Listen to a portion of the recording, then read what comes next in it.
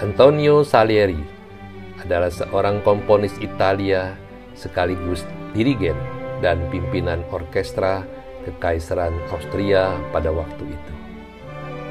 Suatu hari, Salieri berdoa kepada Allah Sang Pencipta, dan dengan lantangnya dia berkata, "Allah Maha Besar, buatlah aku menjadi seorang komponis terbesar, maka aku akan memuji-Mu melalui musikku itu.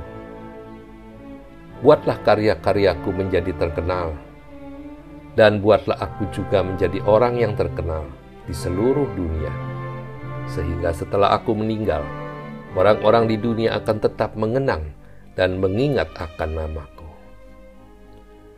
Untuk itu, aku akan hidup dengan ketaatan kepadamu, dengan segenap kesucian, dengan segenap kerendahan hati, dan aku akan bersedekah kepada sesamaku manusia seumur hidupku." Salieri sangat yakin bahwa doanya akan dikabulkan oleh Allah Sang Pencipta, karena ia merasa kalau hidupnya sudah suci, penuh ketaatan, rendah hati, dan sudah berusaha mengasihi sesama manusia seperti yang diperintahkannya.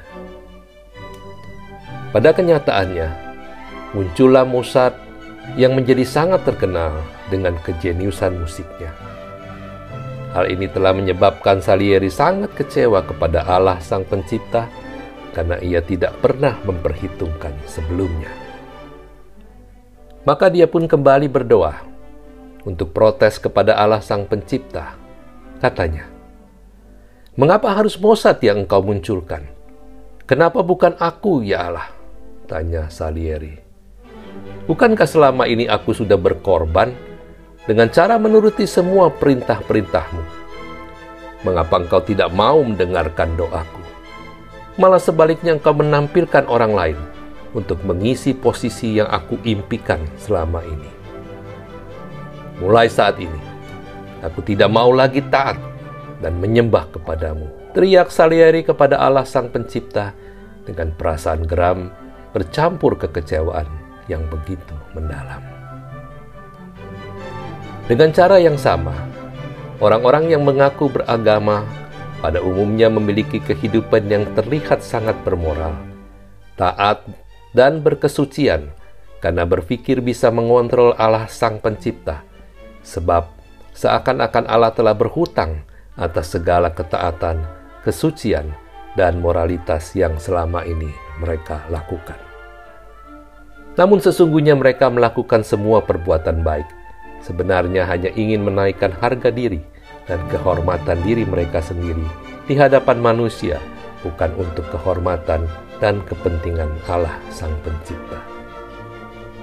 Bagi orang beragama, ritual-ritual keagamaanlah yang menjadi fokusnya dalam menjalankan keyakinan mereka. Namun sesungguhnya Allah melihat jauh ke dalam hati kita, apa yang menjadi motivasi dari semua perbuatan yang kita lakukan.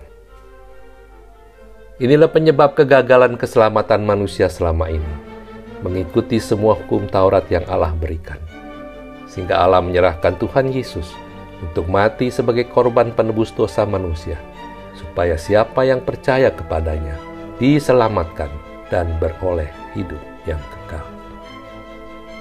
Firman Tuhan dalam Efesus pasal 2 ayat 8-9 berkata, "Sebab karena kasih karunia kamu diselamatkan oleh iman, itu bukan hasil usahamu, tetapi pemberian Allah.